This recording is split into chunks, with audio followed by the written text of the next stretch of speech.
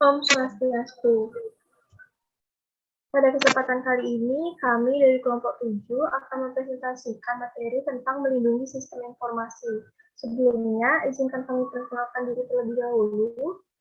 Kami dari kelompok 7 beranggotakan 2 orang, yaitu saya sendiri, Made Kartika Yuni Kencanawati, dengan 3 digit yang terakhir 112, absen 13, dan rekan saya. Saya Nika Devena Janti Putri dengan 3 digit yang terakhir 198 dengan nomor absen 25. Adapun topik bahasan yang akan kami bawakan pada kesempatan pertama, kerentanan dan penyalahgunaan sistem. Yang kedua, nilai bisnis keamanan dan pengendalian. Yang ketiga, membangun kerangka kerja untuk pengamanan dan pengendalian. Dan yang terakhir, teknologi dan sarana untuk melindungi sumber-sumber informasi. Masuk ke materi yang pertama, yaitu kerentanan dan penyalahgunaan sistem. Keamanan atau security merujuk kepada kebijakan, prosedur, dan pengukuran teknis yang digunakan untuk mencegah akses yang tidak berwenang, alterasi, pencurian, atau kerusakan fisik pada sistem informasi. Pengendalian atau kontrol adalah metode, kebijakan, dan prosedur organisasi yang memastikan keamanan aset organisasi, akurasi, dan reliabilitas pencatatan, serta kepatuhan operasional pada standar manajemen. Dua hal tersebut harus menjadi prioritas utama pada saat menjalankan bisnis. Yang berikutnya, mengapa sistem sangat rentan? Ketika data dalam jumlah besar disimpan dalam bentuk elektronik, mereka menjadi lebih rentan terhadap berbagai macam ancaman dibandingkan data berada dalam bentuk manual. Melalui jaringan komunikasi, sistem informasi di beberapa lokasi yang berbeda saling terhubung. Potensi dari akses yang tidak berwenang, penyalahgunaan atau penipuan tidak terbatas pada suatu lokasi, tetapi dapat terjadi di titik akses manapun dalam jaringan. Berikut merupakan kerentanan dan tantangan keamanan komputer saat ini. Yang berikutnya yaitu kerentanan internet. Jaringan publik yang luas lebih rentan dibandingkan dengan jaringan internal karena terbuka secara virtual bagi siapa saja. Internet begitu besar sehingga ketika terjadi penyalahgunaan akan memberikan dampak yang sangat meluas. Ketika internet menjadi bagian dari jaringan perusahaan, sistem informasi organisasi akan semakin rentan terhadap pihak luar. Komputer yang selalu terhubung dengan internet melalui kabel modem atau jalur DSL lebih terbuka terhadap penetrasi oleh pihak luar dikarenakan mereka menggunakan alamat internet tetap yang mudah untuk diidentifikasi. Alamat internet tetap menciptakan target tetap bagi para peretas. Kemudian, layanan telepon berbasis teknologi internet lebih rentan dibanding dengan switch voice network jika tidak dijalankan pada jaringan privat yang terlindungi. Sebagian besar lalu lintas voice over IP melalui internet publik tidak terenkripsi sehingga siapapun yang berada dalam jaringan dapat mendengarkan percakapan. Peretas dapat menahan pembicaraan atau mematikan layanan suara dengan membanjiri server pendukung VoIP dengan lalu lintas palsu. Kemudian kerentanan juga meningkat melalui penggunaan surel secara luas, pesan instan, dan program pembagian arsip peer-to-peer. Surel dapat berfungsi sebagai batu loncatan bagi perangkat lunak berbahaya atau akses tidak dikenali oleh sistem internal perusahaan. Karyawan dapat menggunakan surel untuk mengirimkan rahasia dagang penting, data keuangan, atau informasi rahasia pelanggan kepada penerima yang tidak dikenali. Kemudian, aplikasi pesan instan yang terkenal bagi pelanggan tidak menggunakan lapisan keamanan untuk pesan teks sehingga mereka dapat ditahan dan dibaca oleh pihak luar selama transmisi menggunakan internet publik. Aktivitas pesan instan melalui internet dalam beberapa kasus tertentu dapat digunakan sebagai pintu belakang untuk melewati jaringan yang terlindungi. Kemudian, pembagian arsip melalui jaringan peer-to-peer seperti pembagian musik secara ilegal memungkinkan transmisi perangkat lunak berbahaya atau menyingkap informasi individu atau pihak luar. Yang berikutnya yaitu tantangan keamanan nirkabel. Keamanan untuk login melalui jaringan nirkabel di bandara, perpustakaan, atau lokasi publik lainnya tergantung pada tingkat kewaspadaan dari pemilik itu sendiri.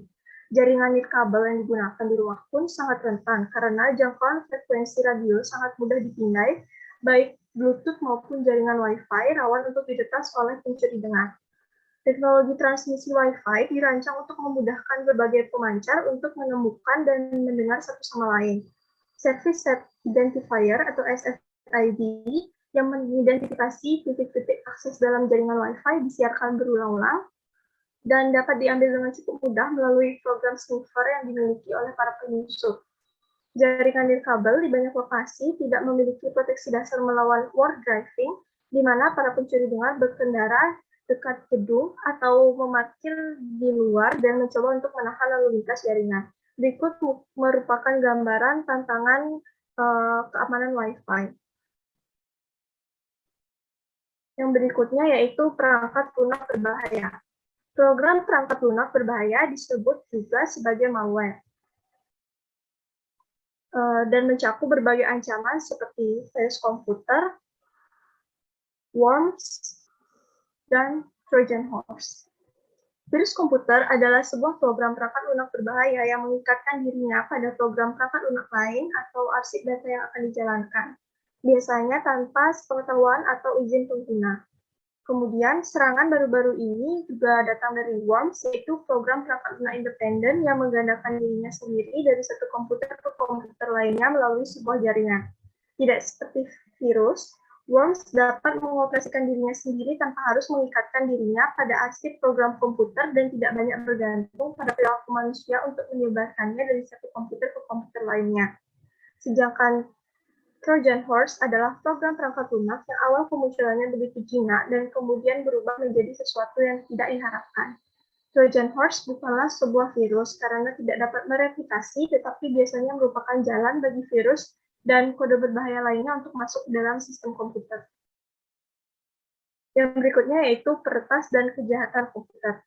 Seorang peretas atau hacker adalah individu yang berkeinginan untuk memperoleh akses tanpa izin dari sebuah sistem komputer. Dalam komunitas peretasan, istilah cracker juga umum digunakan untuk menyebut peretas dengan niat kriminal. Walaupun dalam media publik, istilah hacker dan cracker digunakan bergantian. Hacker dan cracker memperoleh akses tanpa izin dengan menemukan kelemahan dalam perlindungan keamanan yang digunakan pada situs web dan sistem komputer. Biasanya mengambil keuntungan dengan berbagai macam fitur yang terdapat di internet membuatnya menjadi sistem terbuka dan mudah digunakan. Yang berikutnya yaitu spoofing dan sniffing. Yang pertama ada spoofing. Peretas mencoba untuk menutupi identitas asli mereka dan biasanya membuat tipuan atau spoofing atau menggambarkan dengan salah diri mereka sendiri dengan menggunakan alamat surat palsu atau menyamar menjadi orang lain. Hal yang termasuk ke dalam spoofing diantaranya adalah mengarahkan tautan web ke sebuah alamat yang berbeda dengan yang dituju dengan adanya penyamaran situs dari tujuan yang diinginkan. Kemudian, sniffer. Sniffer adalah sebuah program penyadapan yang memantau informasi melalui sebuah jaringan. Sniffer membantu mengenali posisi-posisi yang berpotensi menjadi permasalahan dalam jaringan atau aktivitas kriminal dalam jaringan. Tetapi ketika digunakan untuk tujuan kejahatan, mereka dapat menjadi sangat merusak dan sangat sulit untuk dideteksi. Yang berikutnya yaitu serangan denial of service. Dalam sebuah serangan denial of service, peretas membagi server jaringan dan server web dengan ribuan layanan komunikasi atau permintaan palsu untuk mengacaukan jaringan. Jaringan menerima banyak sekali permintaan dan ia tidak mampu mengikuti banyak permintaan tersebut. Layanan bagi permintaan yang sah menjadi tidak tersedia. Distributed denial of service menyerang banyak penggunaan komputer untuk menenggelamkan dan membuat jaringan terbebani melalui banyak titik peluncuran. Yang berikutnya yaitu kejahatan komputer. Sebagian besar kegiatan peretas adalah tindakan pidana, dan kerentanan sistem yang telah didefinisikan menjadi target dari bentuk kejahatan komputer lainnya. Menurut Kementerian Hukum Amerika Serikat, kejahatan komputer didefinisikan sebagai setiap pelanggaran hukum pidana yang melibatkan pengetahuan teknologi komputer untuk perbuatan kejahatan, penyidikan, dan penuntutan. Banyak perusahaan enggan untuk melaporkan kejahatan komputer karena kejahatan tersebut mungkin melibatkan karyawan, atau perusahaan khawatir rencana sistemnya akan merusak reputasi perusahaan. Kejahatan komputer yang memiliki daya rusak paling besar dari gangguan sistem komputer. Adapun contoh kejahatan komputer, yang pertama, komputer sebagai target kejahatan yaitu sebagai berikut. Yang pertama, menerobos kerahasiaan dari data yang terkomputerisasi dan terlindungi. Yang kedua, mengakses sistem komputer tanpa izin. Yang ketiga, secara sadar mengakses komputer yang terlindungi untuk tujuan penipuan. Yang keempat, dengan sengaja mengakses komputer yang terlindungi dan menyebabkan kerusakan secara sadar ataupun tidak. Yang berikutnya, dengan sadar mengirimkan sebuah program, kode program, atau perintah yang secara sengaja menyebabkan kerusakan pada komputer yang terlindungi. Dan yang terakhir, mengancam untuk membuat kerusakan pada komputer yang terlindungi. Kemudian, komputer sebagai instrumen kejahatan digunakan untuk yang pertama, mencuri rahasia dagang, yang kedua, penggandaan perangkat lunak yang tidak sah atau membajak kepemilikan intelektual seperti artikel, buku, musik, dan video.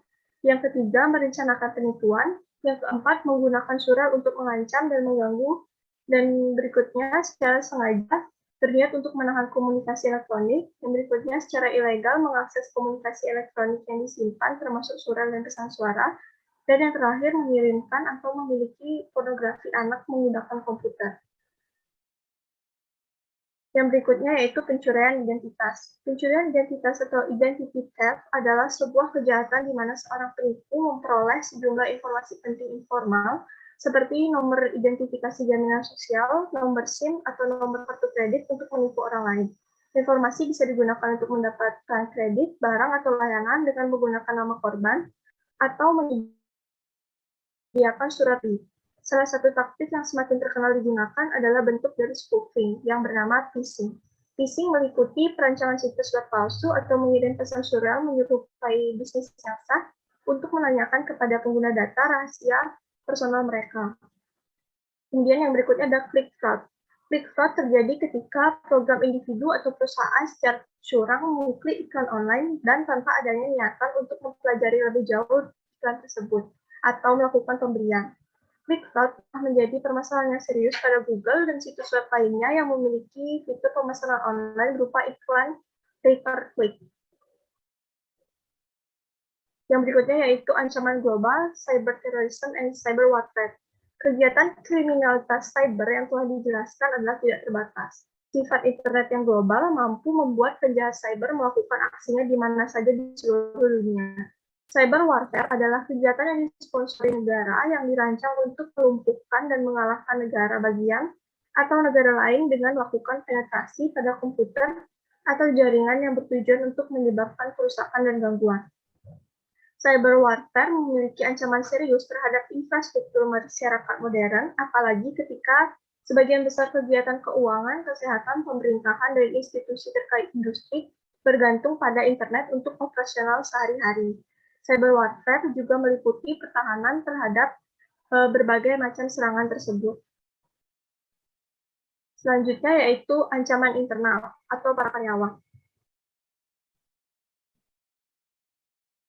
Ancaman terhadap sebuah bisnis tidak hanya berasal dari luar organisasi saja, melainkan pihak internal perusahaan pun dapat menjadi ancaman keamanan yang serius. Para karyawan menuju informasi rahasia dan dengan lemahnya prosedur keamanan internal, mereka biasanya dapat menjajah keseluruhan sistem organisasi tanpa meninggalkan jejak. Penelitian telah menemukan bahwa pengguna yang tidak memiliki banyak pengetahuan adalah penyebab terbesar tunggal dari pelanggaran keamanan jaringan.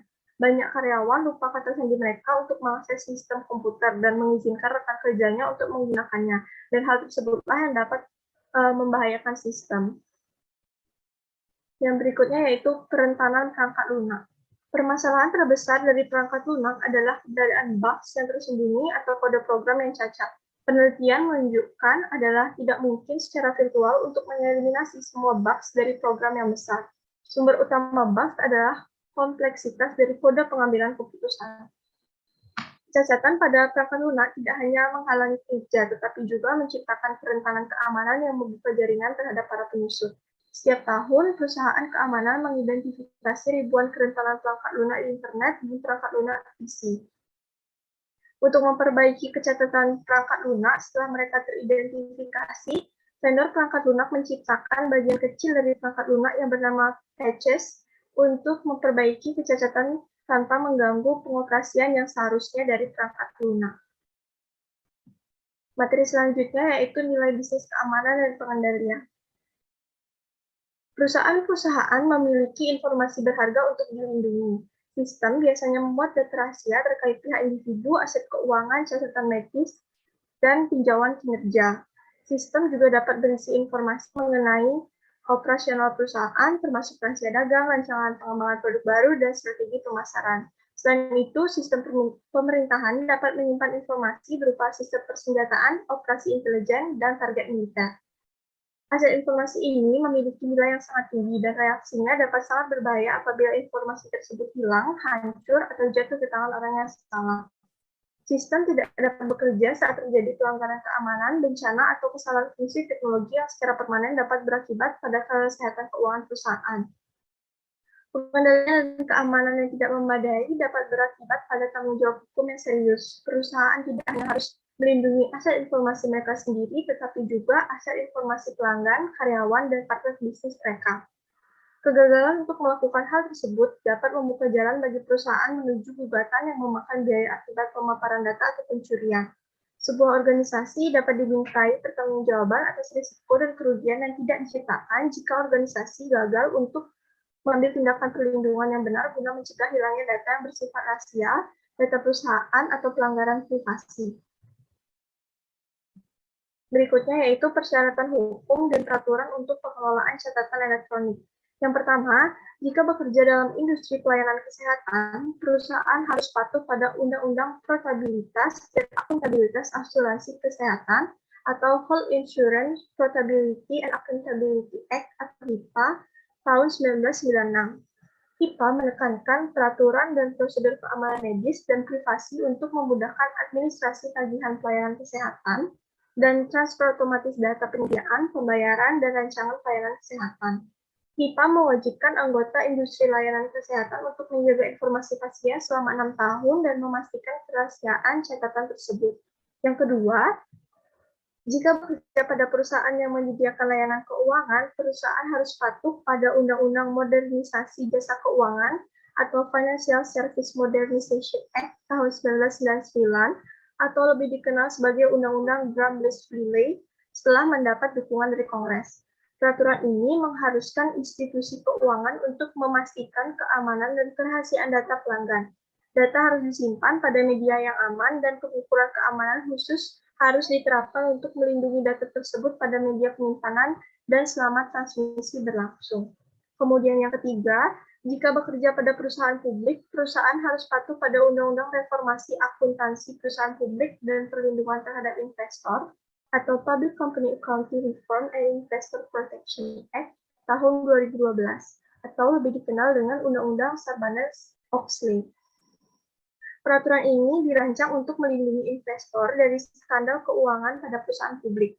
Sarbanes-Oxley Act membebankan tanggung jawab pada perusahaan dan manajemennya untuk melindungi akurasi dan integritas dari informasi keuangan yang digunakan secara internal ataupun yang diberikan pada pihak eksternal. Dasar Sarbanes-Oxley adalah memastikan kendali internal berada pada tempatnya untuk menentukan pembentukan dan dokumentasi informasi dalam laporan keuangan. Oleh karena itu, sistem informasi digunakan untuk mengumpulkan, menyimpan, dan mengirimkan data. Perundang-undangan mewajibkan perusahaan untuk mempertimbangkan keamanan sistem informasi dan kontrol lainnya yang diperlukan untuk memastikan integrasi, kerahasiaan, dan akurasi data mereka. Yang berikutnya yaitu barang bukti elektronik dan komputer forensik. Dalam tindakan hukum, perusahaan diwajibkan untuk menanggapi permintaan penemuan untuk mengakses informasi yang dapat digunakan sebagai barang bukti, dan perusahaan terikat secara hukum untuk memberikan data tersebut. Biaya untuk menanggapi permintaan penemuan tersebut bisa menjadi sangat banyak jika perusahaan kesulitan mengumpulkan data yang dibutuhkan atau jika data telah rusak atau hancur.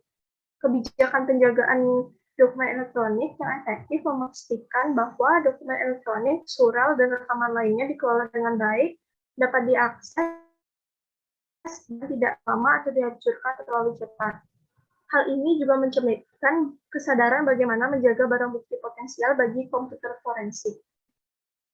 Komputer forensik adalah pengumpulan, pengujian autentisitas, penjagaan, dan analisis ilmiah terhadap data yang terdapat atau diambil dari media penyimpanan komputer di mana informasi dapat digunakan sebagai barang bukti di pengadilan.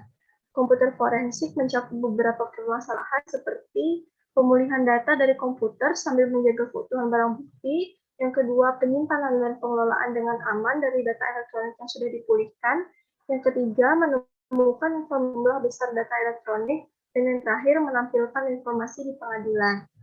Barang bukti elektronik juga dapat ditempatkan pada media penyimpanan komputer dalam bentuk arsip komputer dan sebagai sebuah data ambient yang tidak terlihat oleh pengguna pada umumnya.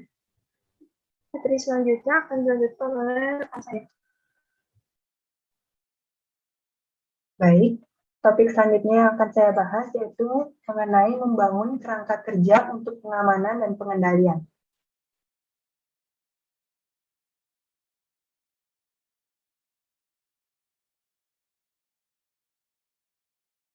Yang pertama mengenai pengendalian sistem informasi. Pengendalian sistem informasi baik manual maupun otomatis terbagi menjadi dua bagian.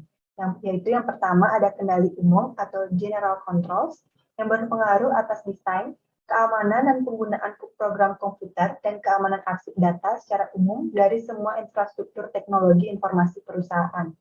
Secara keseluruhan, kendali umum digunakan pada semua aplikasi yang terkomputerisasi dan memuat kombinasi perangkat keras, perangkat lunak, dan prosedur manual yang menciptakan lingkungan kontrol secara menyeluruh.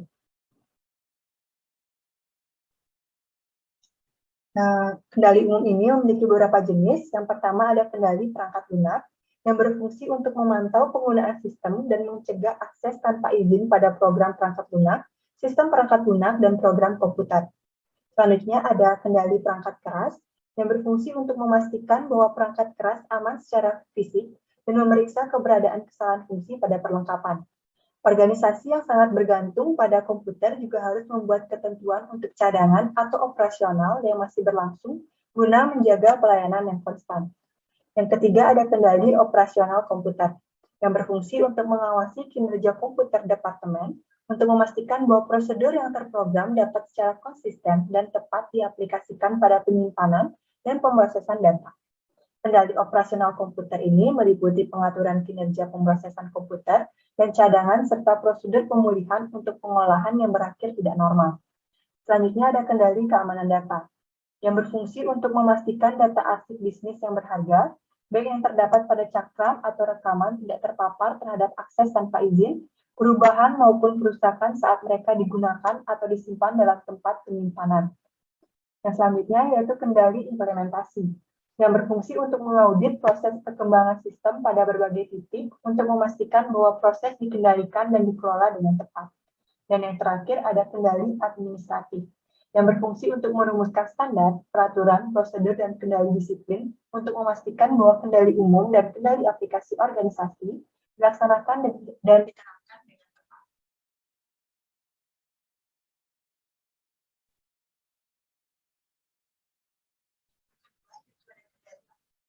Application controls adalah pengendalian khusus dan spesifik pada setiap aplikasi yang terkomputerisasi seperti proses pembayaran dan pemasaran.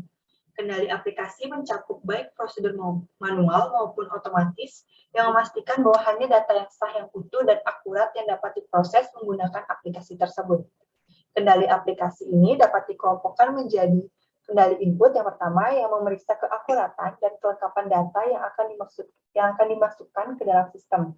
Yang kedua ada kendali pemrosesan yang meliputi penetapan data yang utuh dan akurat selama pemutakhiran dilakukan.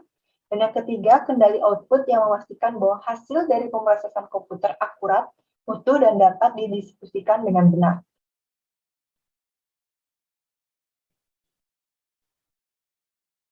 Selanjutnya ada penilaian risiko. Sebelum perusahaan berkomitmen pada sumber daya untuk keamanan dan pengendalian sistem informasi, perusahaan harus mengetahui aset mana saja yang membutuhkan perlindungan dan sejauh mana kerentanan aset tersebut. Penilaian risiko ini dapat membantu menjawab pertanyaan-pertanyaan tersebut dan memutuskan serangkaian pengendalian yang paling efektif dari sisi biaya untuk melindungi aset perusahaan. Penilaian risiko atau risk assessment menentukan keadaan tingkatan risiko perusahaan jika sebuah tindakan atau proses yang spesifik tidak dapat dikendalikan sebagaimana mestinya. Tidak semua risiko dapat diantisipasi dan diukur, tetapi sebagian besar bisnis akan dapat memperoleh beberapa pemahaman seputar risiko yang dihadapi. Manajer bisnis yang bekerja dengan spesialis sistem informasi sebaiknya mencoba untuk menentukan nilai dari aset informasi, titik-titik kerentanan, frekuensi kemungkinan terjadinya permasalahan, dan potensi kerusakan.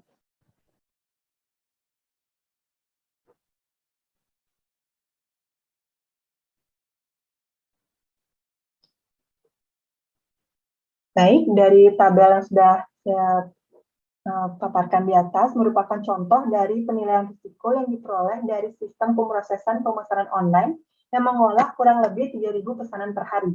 Penilaian risiko ini menunjukkan bahwa probabilitas listrik padam yang terjadi dalam jangka waktu 1 tahun adalah 30%.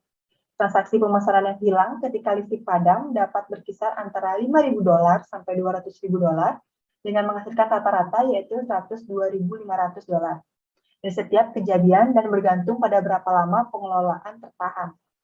Probabilitas penggelapan yang terjadi selama 1 tahun berkisar 5% dengan potensi kerugian antara $1.000 sampai $50.000 yang menghasilkan rata-rata $25.500 untuk setiap kejadian. Kesalahan penggunaan yang terjadi selama 1 tahun memiliki probabilitas 68% dengan potensi kerugian antara $200 sampai $40.000 dengan rata-rata $20.100 untuk setiap kejadian. Setelah risiko dinilai, pembuat sistem akan berkonsentrasi pada pengendalian titik-titik yang memiliki kerentanan dan potensi kerugian terbesar. Pada kasus ini, pengendalian sebaiknya berfokus pada cara untuk meminimalkan risiko dari listrik yang padam dan kesalahan pengguna karena kerugian per tahun yang mungkin terjadi dari keduanya adalah yang tertinggi.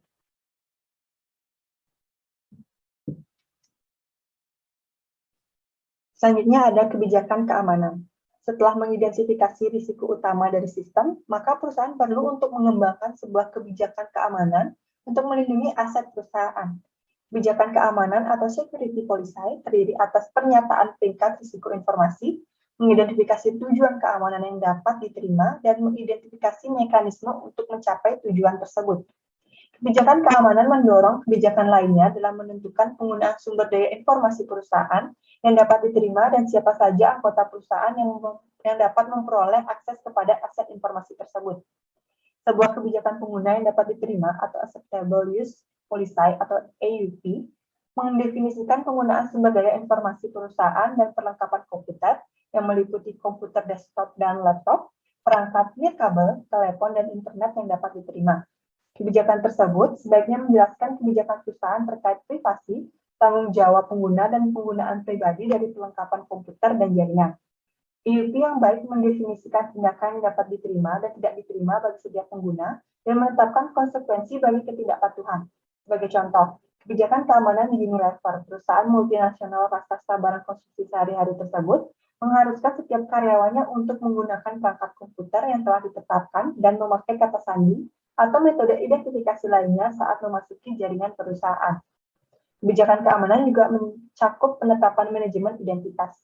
Manajemen identitas atau Identify Management terdiri atas proses bisnis dan perawatan perangkat lunak untuk mengidentifikasi pengguna yang sah pada sistem dan mengendalikan akses mereka terhadap sumber daya sistem.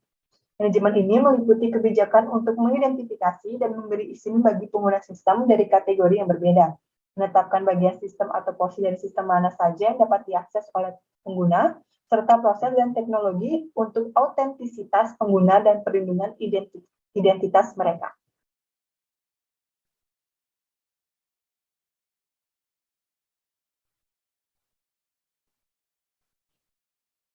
Dapat dilihat pada keamanan profil 1 dan keamanan profil 2, dua contoh di atas merupakan bagaimana sistem manajemen identitas dapat menangkap peraturan akses bagi pengguna dari tingkatan yang berbeda dalam fungsi sumber daya manusia.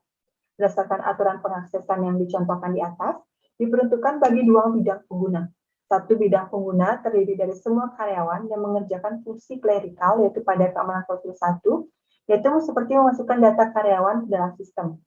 Semua individu dengan profil seperti ini dapat memperbarui sistem, tetapi tidak dapat membaca atau meningkatkan wilayah-wilayah yang dianggap sensitif, seperti gaji, data rekam medis, dan data pendapatan. Profil lainnya, yaitu pada keamanan profil 2, diterapkan pada manajer divisi kepegawaian, yang tidak dapat memperbarui sistem, tetapi dapat membaca semua data karyawan pada divisi mereka, termasuk yang sensitif, seperti rekam medis dan gaji.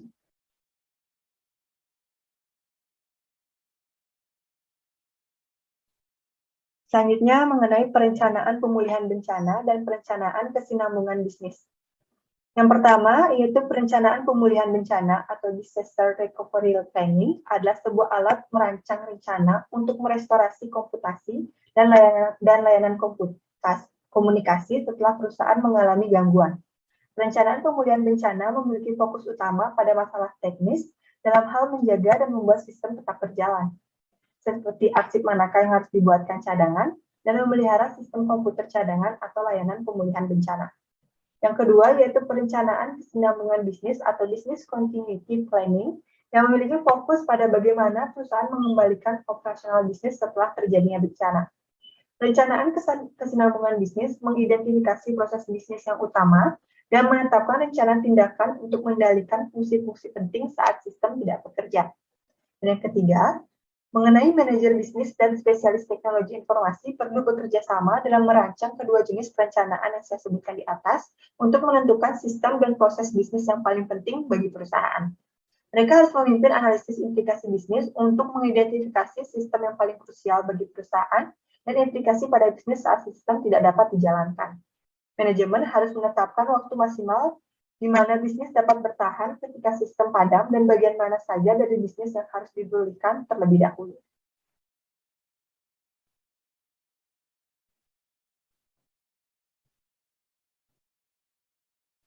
Selanjutnya mengenai peran audit.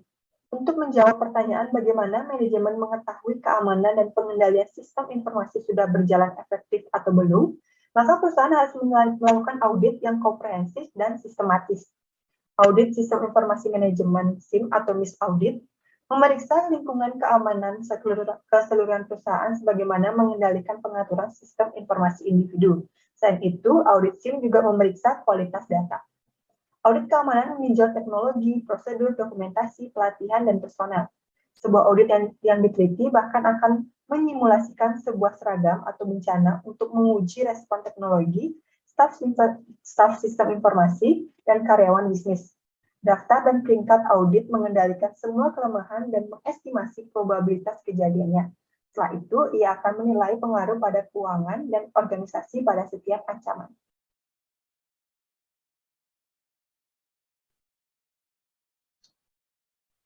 Topik selanjutnya yang terakhir yaitu teknologi dan sarana untuk melindungi sumber-sumber informasi.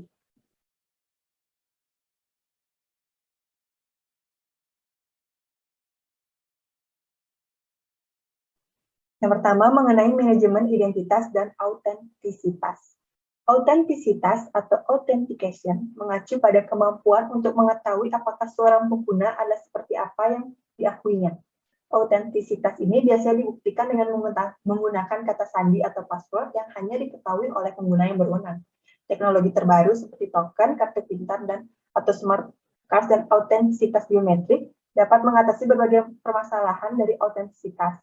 Token adalah perangkat fisik mirip dengan kartu identitas yang dirancang untuk menjamin identitas pengguna tunggal. Token merupakan gadget kecil yang umumnya sesuai dengan gantungan kunci dan menampilkan kode sandi yang berubah berulang-ulang. Dan kartu pintar atau smart card merupakan sebuah perangkat seukuran kartu kredit yang memuat sebuah chip yang telah diformat dengan informasi izin akses dan data lainnya. Autentisitas biometrik atau biometric authentication menggunakan sistem yang dapat membaca dan menerjemahkan sifat perorangan manusia seperti sidik jari, selaput pelangi, dan suara untuk mengizinkan atau menolak akses. Autentisitas biometrik didasarkan pada pengukuran fisik atau sifat perilaku seseorang yang membuatnya berbeda dari yang lainnya.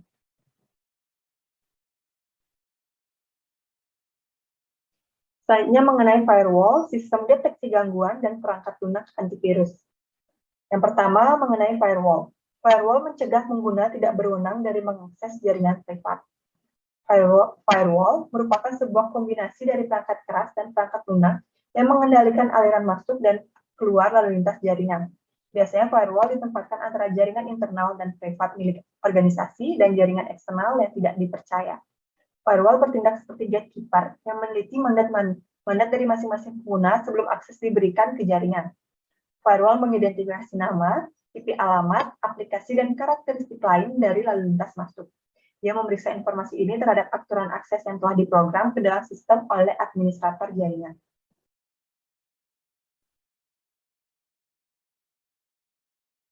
Berikut merupakan gambar dari firewall.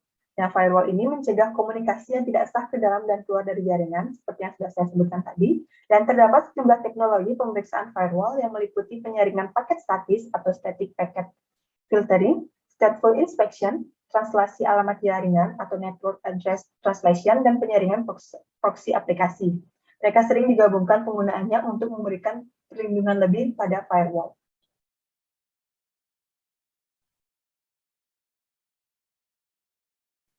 Selanjutnya ada sistem deteksi gangguan. Sistem deteksi gangguan atau intrusion detection system mengutamakan alat pemonitor penuh waktu yang ditempatkan pada titik-titik paling rentan atau hotspot dalam jaringan perusahaan untuk mendeteksi dan menghalangi penyusup secara terus-menerus. Sistem menyalakan alarm jika ditemukan peristiwa mencurigakan atau anomali.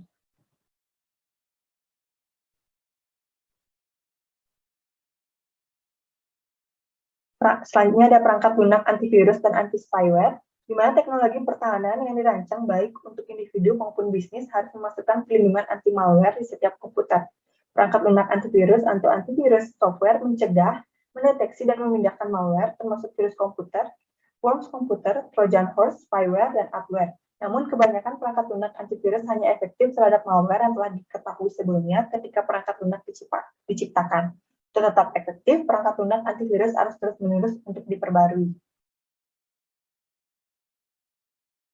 Selanjutnya ada sistem manajemen ancaman terpadu. Untuk membantu perusahaan mengurangi biaya dan meningkatkan pengelolaan, penyedia keamanan telah mengombinasikan beragam sarana keamanan ke dalam satu perangkat peralatan tunggal, termasuk firewall, jaringan private virtual, sistem deteksi gangguan, dan penyaringan konten web, serta perangkat lunak anti-spam. Produk manajemen keamanan yang komprehensif disebut sistem manajemen ancaman terpadu atau Unified Threat Management atau UTM. Walaupun pada awalnya ditujukan pada bisnis kecil dan menengah, produk UTM ini tersedia bagi semua ukuran jaringan. Penyedia UTM terbuka meliputi Crossbeam, Fortinet, dan Checkpoint, serta penyedia jaringan seperti Cisco System dan Juniper Networks menyediakan kemampuan UTM pada beberapa perlengkapan mereka.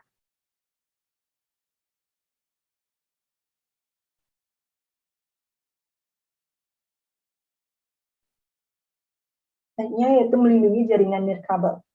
Standar keamanan pertama yang dikembangkan untuk Wi-Fi yang disebut Wired Equivalent Privacy tidak begitu efektif dikarenakan kunci enkripsinya yang relatif mudah untuk dipecahkan. Namun WEP memberikan beberapa kebebasan pada keamanannya jika pengguna ingin mengaktifkannya. Perusahaan selanjutnya dapat meningkatkan keamanan Wi-Fi dengan menggunakannya bersamaan dengan teknologi jaringan private virtual atau Virtual Private Network atau biasa disingkat VPN ketika mengakses data internal perusahaan. Pada bulan Juni 2004, kelompok industri perdagangan aliansi Wi-Fi menyelesaikan spesifikasi 802.11i yang juga disebut sebagai Wi-Fi Protected Access 2 atau WPA2, menggantikan WEP dengan standar keamanan yang lebih kuat. Dibandingkan dengan kunci enkripsi statis yang digunakan pada WEP, standar baru ini menggunakan lebih banyak kunci yang secara terus-menerus berubah, membuatnya semakin sulit untuk ditembus. Standar baru juga menempatkan sistem autentisitas yang telah terenkripsi pada server autentisitas pusat untuk memastikan bahwa hanya pengguna yang berwenang yang dapat mengakses jaringan.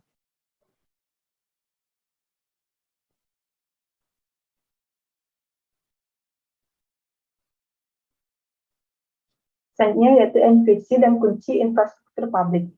Banyak bisnis menggunakan enkripsi untuk melindungi informasi digital yang mereka simpan, yang ditransfer secara fisik atau mengirimkannya melalui internet. Enkripsi atau encryption merupakan proses transformasi teks dan data biasa menjadi teks tersandi atau ciphertext yang tidak dapat dibaca oleh siapapun kecuali pengirim dan penerima yang dituju. Data dienkripsi dengan menggunakan kode numerik rahasia yang disebut kunci enkripsi yang mengubah data biasa menjadi teks tersandi. Pesan yang dikirimkan pun harus dideskripsi oleh penerima. Dua metode untuk melakukan enkripsi lalu lintas jaringan pada web adalah SSL dan SHTTP. Secure Socket Layer atau SSL dan penerusnya Transport Layer Security atau TLS memungkinkan komputer klien dan server untuk mengelola kegiatan enkripsi dan dekripsi saat mereka berkomunikasi satu sama lain selama sesi web yang aman berlangsung. Secure Hypertext Transfer Protocol atau HTTP adalah protokol lain yang digunakan untuk enkripsi data melalui internet, tetapi terbatas pada pesan individu, di mana SSL dan TLS dirancang untuk membangun koneksi yang aman antara dua komputer. Yang terdapat dua alternatif jalan untuk melakukan enkripsi, yaitu kunci enkripsi simetris dan kunci enkripsi publik. Pada kunci enkripsi simetris, pengirim dan penerima membentuk sesi aman internet dengan menciptakan satu kunci enkripsi dan mengirimkannya kepada penerima sehingga baik penerima maupun pengirim saling berbagi kunci yang sama. Nah, kekuatan kunci enkripsi ini diukur dari panjangnya bit. Saat ini umumnya kunci tersebut akan memiliki panjang 128 bit atau rangkaian 128 digit biner. Permasalahan dengan skema enkripsi simetris adalah bahwa kunci tersebut bagaimanapun harus dibagikan antara penerima dan pengirim, di mana penyingkapan kunci kepada pihak luar memungkinkan untuk menghalangi dan mendeskripsi kunci. Untuk lain dari enkripsi yang lebih aman disebut enkripsi kunci publik atau public key encryption, menggunakan dua kunci, satu digunakan untuk berbagi atau publik, dan satu lagi benar-benar private, seperti yang ditunjukkan pada gambar di samping ini. Kunci-kunci tersebut berhubungan secara matematis, sehingga data yang terenkripsi menggunakan satu kunci dapat dideskripsikan menggunakan kunci yang lainnya. Untuk mengirim dan menerima pesan, para pelaku komunikasi menciptakan pasangan antara kunci private dan publik.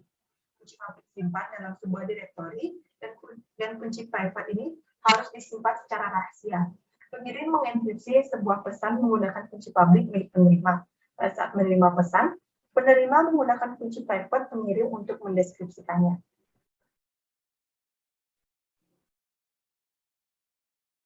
Selanjutnya mengenai enkripsi dan kunci infrastruktur publik. Sertifikat digital atau digital certificates merupakan arsip data yang digunakan untuk menetapkan identitas pengguna dan aset elektronik untuk perlindungan transaksi online yang dilihat pada gambar samping. Sistem sertifikasi digital ini menggunakan pihak ketiga yang dipercaya dan dikenal sebagai otoritas sertifikasi atau Certification Authority atau CA untuk memvalidasi identitas pengguna. CA membuat kunci publiknya tersedia dalam bentuk cetakan atau mungkin pada internet. Penerima pesan yang telah terenkripsi menggunakan kunci publik atau CA ini untuk membaca sandi sertifikat digital yang disematkan pada pesan, memeriksa apakah ia telah dikeluarkan oleh CA, dan kemudian memperoleh kunci publik penerima dan informasi identifikasi yang terdapat pada sertifikat. Dengan menggunakan informasi ini, penerima dapat mengirimkan balasan yang telah dienkripsi. Contohnya, sistem sertifikasi digital akan memungkinkan pengguna kartu kredit dan pedagang untuk memvalidasi bahwa sertifikat digital mereka telah dikeluarkan oleh pihak ketiga yang sah dan terpercaya sebelum mereka bertukar data. Infrastruktur kunci publik atau public key infrastructure, penggunaan kriptografi kunci publik yang bekerja sama dengan CA saat ini telah dipergunakan secara luas pada perdagangan elektronik atau e-commerce.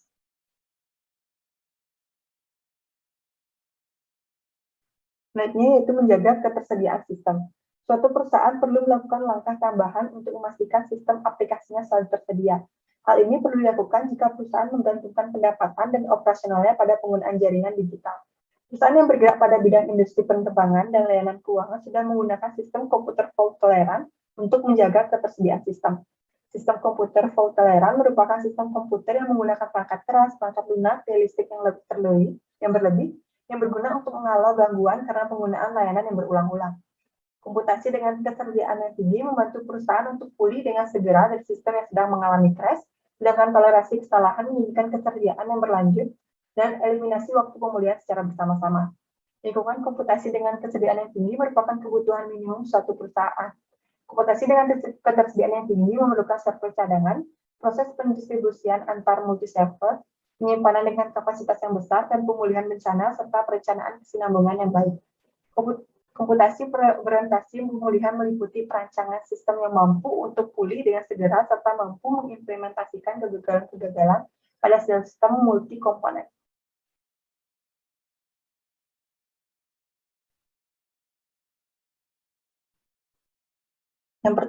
Di menjaga ketersediaan sistem ini ada pengendalian lalu lintas jaringan menggunakan inspeksi paket mendalam. Sebuah teknologi yang disebut inspeksi paket mendalam atau Deep Packet Inspection membantu mengatasi masalah-masalah tersebut. DPI menguji arsip data dan memilah materi online yang memiliki prioritas rendah dan menempatkan prioritas yang lebih tinggi untuk arsip-arsip bisnis yang penting. Berdasarkan prioritas yang ditetapkan oleh operator jaringan, DPI ini menentukan paket data mana yang dapat melanjutkan ketujuannya atau mana yang harus diblokir atau ditahan saat lalu lintas dari data yang lebih penting diproses. Selanjutnya ada penggunaan alih daya untuk keamanan. Banyak perusahaan, terutama bisnis kecil, kekurangan sumber daya atau ahli untuk menyediakan lingkungan komputasi dengan ketersediaan tinggi yang aman. Mereka dapat melakukan alih daya berbagai fungsi pengamanan kepada managed security service providers yang memonitor aktivitas dan jaringan serta melakukan pengujian kerentanan deteksi gangguan.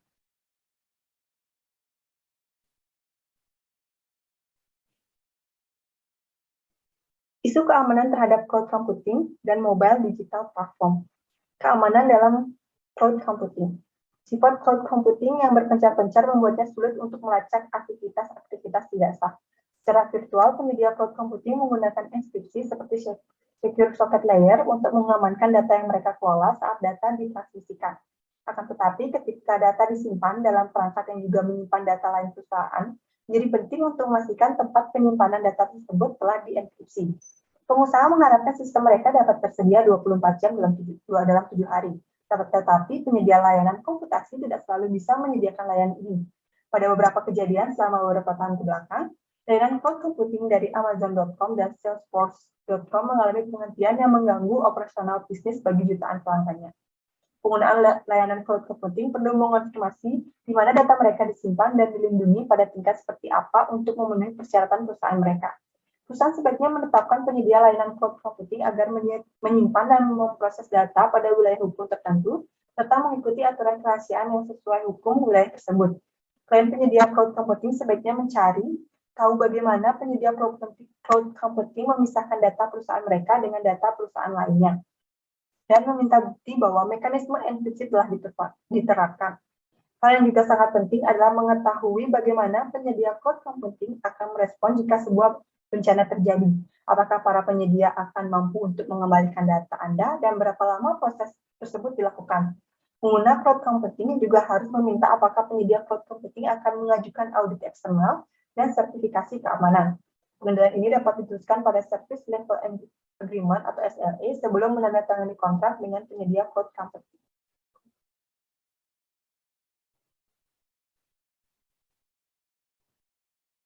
Selanjutnya dengan mengamankan platform mobile. Jika perangkat mobile melakukan banyak fungsi komputer, mereka juga harus aman seperti layaknya PC desktop dan laptop terhadap malware, pencurian, dan kehilangan secara tidak sengaja, akses tanpa izin, dan percobaan peretasan. Perangkat mobile yang mengakses sistem dan data komputer membutuhkan perlindungan khusus. Perusahaan sebaiknya memastikan bahwa kebijakan keamanan perusahaan termasuk perangkat mobile dengan detail tambahan bagaimana perangkat mobile didukung, dilindungi, dan digunakan. Mereka akan membutuhkan pelatihan manajemen perangkat mobile untuk memberikan izin pada semua perangkat yang digunakan, untuk menjaga keakuratan catatan persediaan dalam semua perangkat, pengguna dan aplikasi mobile, untuk mengendalikan pembaruan pada aplikasi, dan untuk mengunci atau menghapus perangkat yang hilang atau dicuri sehingga mereka tetap aman. Perusahaan sebaiknya mengembangkan pedoman penetapan platform mobile yang disetujui dan aplikasi perangkat lunak sebagaimana perangkat lunak yang dibutuhkan, beserta prosedur untuk mengakses sistem perasaan dari jarak jauh. Perusahaan sebaiknya mengenkripsi komunikasi jika memungkinkan. Semua pengguna perangkat mobile disarankan untuk menggunakan fitur kata sandi yang ditemukan di setiap smartphone.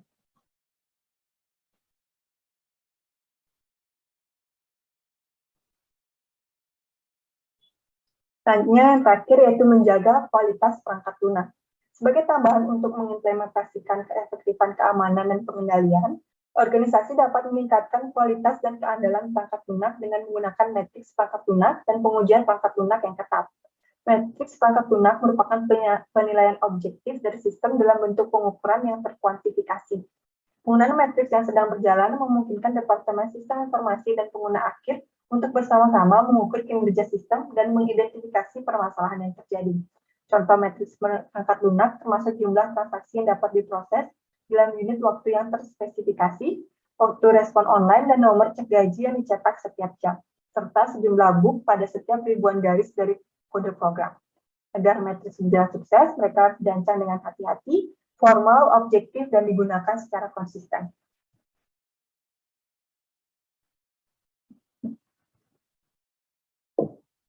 Baik, sekian yang dapat kami sampaikan mengenai materi lindungi sistem informasi. Mohon maaf jika ada kata-kata yang salah, baik yang sengaja maupun tidak sengaja. Kami ucapkan terima kasih dan kami tutup dengan Parama Santi. Om Santi, Santi, Santi Om.